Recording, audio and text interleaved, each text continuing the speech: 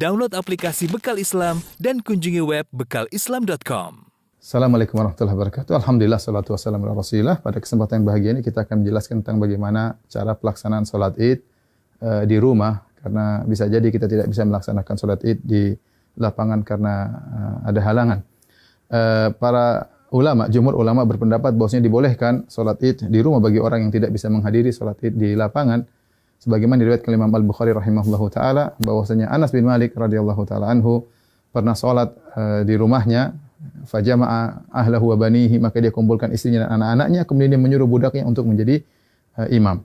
Ini dalil yang dijadikan dalil oleh para ulama bahwasanya boleh salat Id di rumah. Adapun bagaimana cara pelaksanaannya? Secara umum pelaksanaannya sama saja. Tidak ada bedanya kita salat Id di rumah dengan salat Id di lapangan.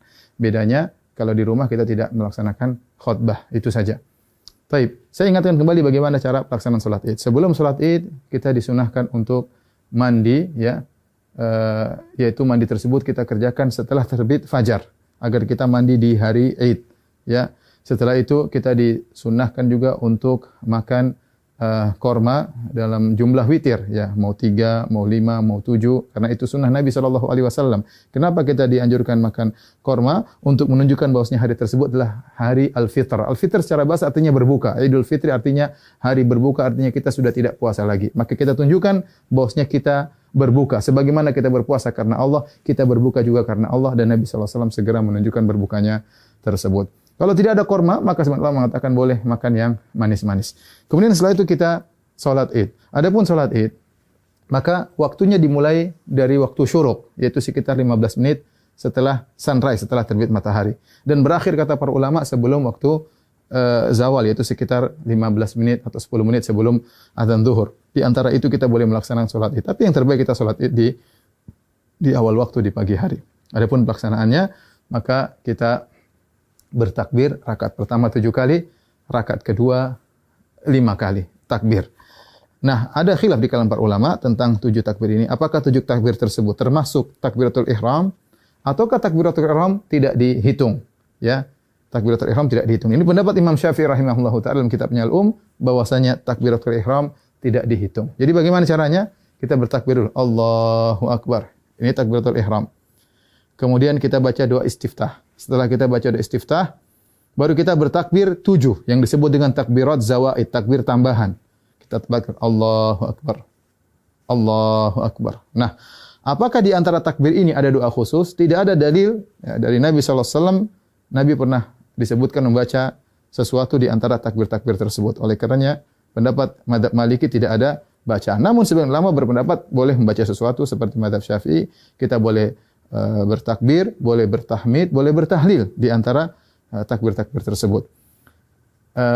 Kita ulangi, kita Allahu Akbar, takbiratul ihram, kemudian kita baca doa istiftah, kemudian kita takbir 7 kali. Allahu Akbar 1, Allahu Akbar 2, ya, Allahu Akbar 3. Antara takbir satu dengan yang lainnya kita ada jeda sedikit, apalagi kalau kita jadi imam, agar makmum di belakang bisa mengikuti kita. Kita lanjutkan Allahu Akbar 4, Allahu Akbar 5, Allahu Akbar 6, Allahu Akbar 7.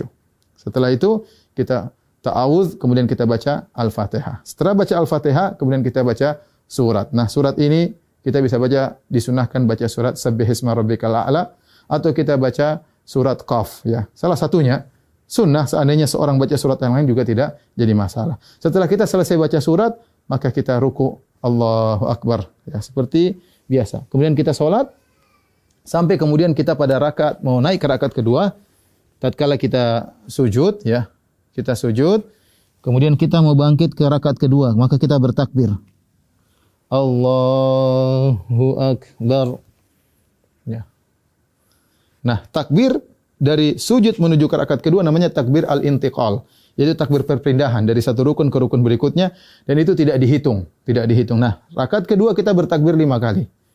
Takbir tadi enggak dihitung, kemudian kita takbir lagi. Allahu Akbar. 1, Allahu Akbar.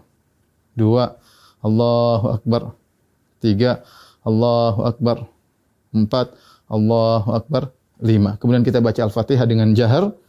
Kemudian setelah itu kita baca surat, disunahkan kita baca surat Al-Ghasyiyah atau kita baca surat Qaf, surat Al-Qamar, kita baca surat Al-Ghasyiyah atau kita baca surat Al-Qamar. Kalau tidak kita baca surat yang lain tidak jadi masalah. Kemudian kita selesaikan salat kita. Nah, setelah salat apakah ada khutbah? Jawabannya Anas bin Malik ketika mengumpulkan anak dan istrinya beliau tidak berkhutbah. Oleh karenanya asalnya kita tidak berkhutbah. Namun sebagian ulama seperti Ibn Qasim dari mazhab Maliki mengatakan jika berkumpul banyak orang maka ada yang berkhutbah maka itu baik. Tidak mengapa, tidak terlarang ya.